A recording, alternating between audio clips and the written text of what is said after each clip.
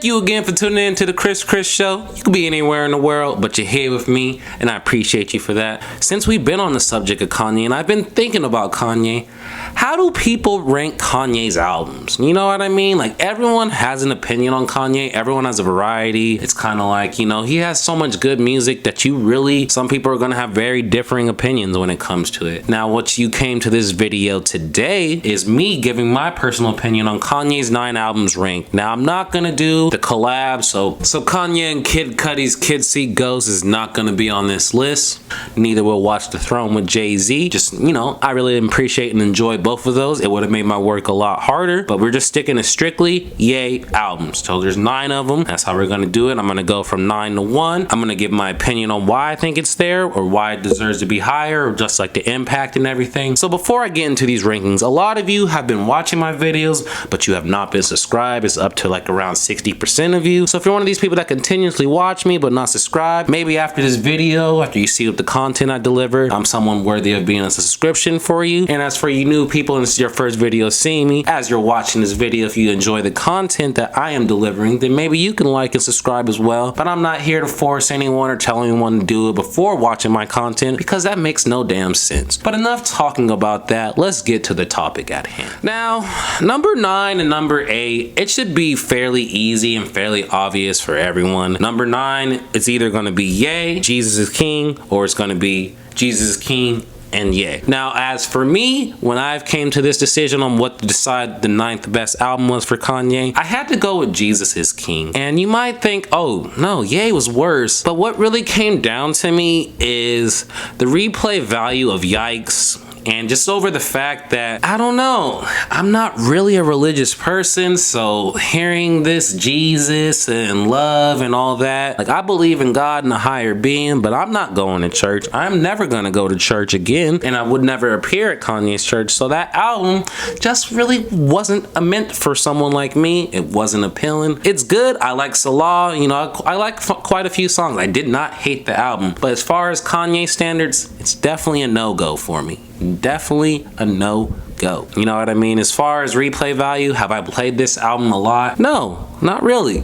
And that kind of leads into the 8th album when I was talking about Ye. Now, Ye, don't get me wrong, for some reason, Yikes just hits to me. Besides the ending when he's screaming like a superhero and all that shit, but the whole song before that, I enjoyed it thoroughly. You know, the Thought About Killing You song, it is what it is. The album is weird. He was in a darker place in his life, but I understand it, and if it was another artist that wasn't Kanye, I probably would have not been like shrug off this. But when you've made as many great albums as Kanye, I'm just gonna hold you to this way higher standard. And I felt like with Ye and Jesus is King, Kanye did not deliver that for us, and there's nothing wrong with it. You can't win them all. Jay-Z's had some duds, Lil Wayne's had some duds.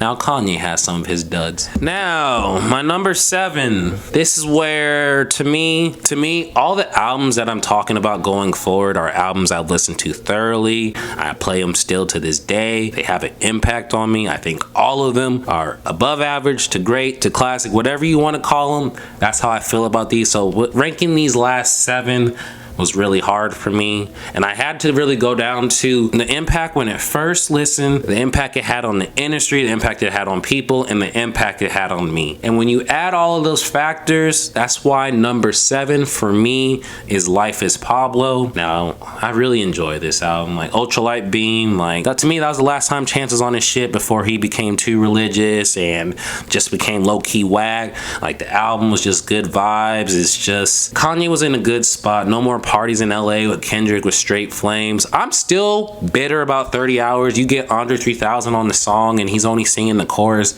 I'm still a little bitter about that. But besides that, the production was great. The album was great. Maybe the lyrics weren't as Kanye efficient because he didn't have, you know, Consequence ghostwriting like he did back in the day. Whatever it is, but Life of Pablo, good album. Really enjoyed it. This is worthy. I can see it being high as anyone's 4th album. It's definitely not a top 3 Kanye album. if you're doing that much, you low-key capping, or maybe you a Generation Z that didn't listen to his first few albums. But yeah, Life of Pablo, I can see it anywhere from the 7 to 4 range. That leads into an album that a lot of people hated when it first came out, Yeezus. I loved Yeezus from the minute it came out. I'm a person that's into fitness. I love to work out. When I heard that song, I Am the God, like, that shit just had me feeling next level. Elite workout music. Black Skinhead, another one. When you get to Blood on the Leaves, the production on that, just everything about it. But yeah, when I heard Blood on the Leaves, the production, what he's talking about, then on Guilt Trip, I'm sorry, Kid Cudi just killed it. I love Yeezus. I felt like Yeezus was ahead of his time, and that's why a lot of people didn't enjoy it when it did. I can see some people having Yeezus as their worst album, and I can see some people having Yeezus in their top, 5 or 4. But Yeezus is a very controversial album. It's not controversial to me because it still gets bumped to this day. Like Bound 2 was real. Like when you really look at the track list, and there's a few duds. I'm in it. It's not the best, and you know what I mean. But when you add the production value, him being innovative, him starting this new vibe, new transition, Yeezus belongs at number 6. Now my number 5. This is the hardest that I had to put, because I kid you not, when it came to the College Dropout, I used to play College Dropout front to back. I used to have it in my mom's car when we would drive into school every day. I can sing Never Let Me Down word for word. There's so much stuff in that album that's timeless to me that I'll never get over. But I had to remember, I don't want to be one of these old niggas that just let nostalgia overplay everything, let it have a hand. So it's going to be my number 1 album. I ain't trying to be one of those people. I had to thoroughly analyze it and look at the whole track list. And to me, College Dropout, it would be most people's best album ever. But as far as Kanye, he kept adapting and getting better. And it's just, over time, there's albums that have been better than that. And a lot of people are going to be like, why isn't 808s and Heartbreaks your number 5? Y'all gonna be surprised. To me, that's gonna be probably the thing that's gonna get me the most hated on from people that are like, that's way too high. But well, when I get there, we gonna get there. But College Dropout, I don't care what anyone says, classic album, great first album. Listen to it front to back, you can enjoy it. It's just a perfect album. And the fact that I have it at 5 just lets you know how great Kanye is. My number 4 is Late Registration. And you're probably wondering, you haven't put 808s yet either, and you're putting Late Registration below it?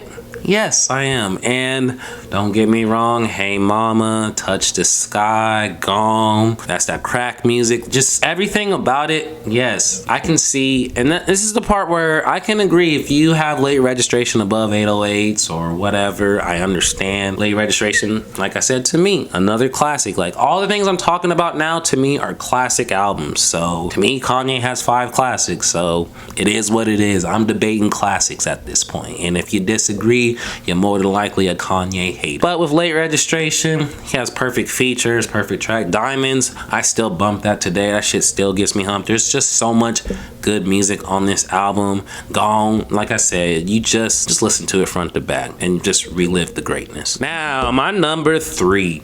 My number 3 is probably most people's number 1, but my number 3 is My Beautiful Dark Twisted Fantasy. Now, perfect album. Devil in a New Dress, gorgeous, all of the lights. But this is what I'm gonna get into why this album isn't my number 1 or my number 2. And it goes to, a lot of those songs were so popular and so popping when they came out.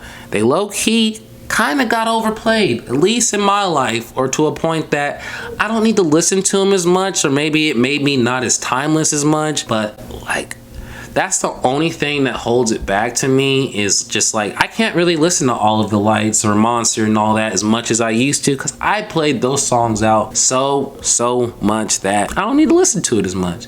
But even like Lost in the World's a perfect song, like out from front to back, just amazing. Kanye did his thing, the production's amazing. Like I said, to me, the only reason it's not number 1 or number 2 is because number 1 and number 2 have the most replay value for me point blank. Now, let's get into my most controversial ranking, probably to whoever. But my number 2 album is 808 and Heartbreak. Now, you might be thinking, oh, this nigga's a simp. This nigga must be dealing with heartbreaks all the time. This nigga, whatever you gotta say. But you cannot tell me 808 didn't change the game.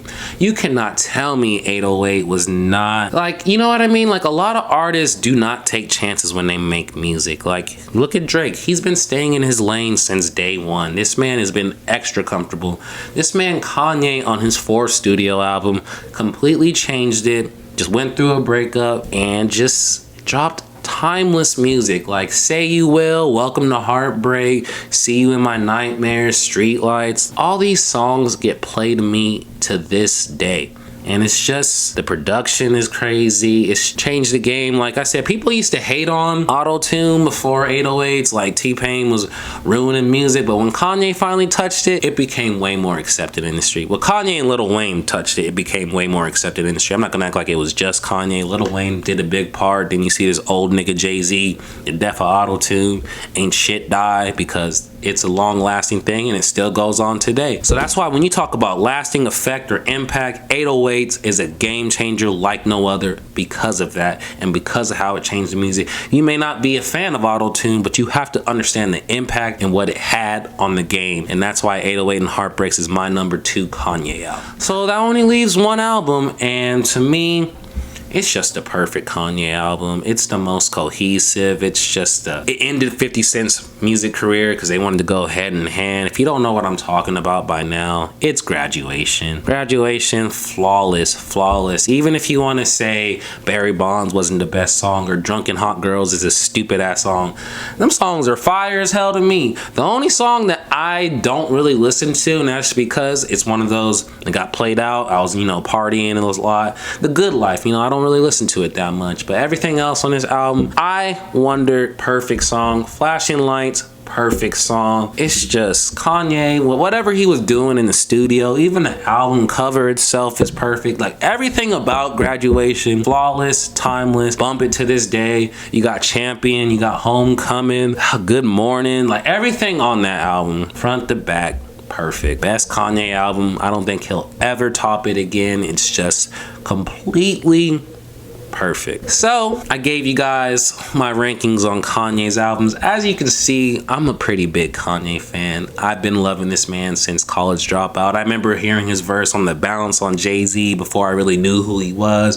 Then I went back and listened to it. I'm like, damn, yeah, you've improved since then. I wanted to give a video. Like I said, it's been a while since I've done it. I told you guys I was going to start giving different type of videos. I'm going to give like my top 10s. I'm going to give my personal opinions on other artists. I'm going to start digging deeper, whether it's old artists, new artists, artists that we've forgotten. You're going to be able to check my channel. I'm going to start giving you guys more content, not on the daily, but I at least want to start posting 2 videos a week when we get to that point. That's why you need to make sure you subscribe, you turn on the notification bell for all my videos so you can like and comment. I want to hear, what's your guys' list? What's your guys' ranking as far as Kanye? And do you agree with my list? Do you think I'm way off base? How do you guys feel? But as you know, of Chris, I'm going to give you the hip hop news whenever the news is there, whether that's album reaction, what's going on in the hip hop world. So that's why you need to make sure you subscribe, turn on the notification bell for all my videos so you can like and participate in the comment section. This Chris, I'm out this motherfucker.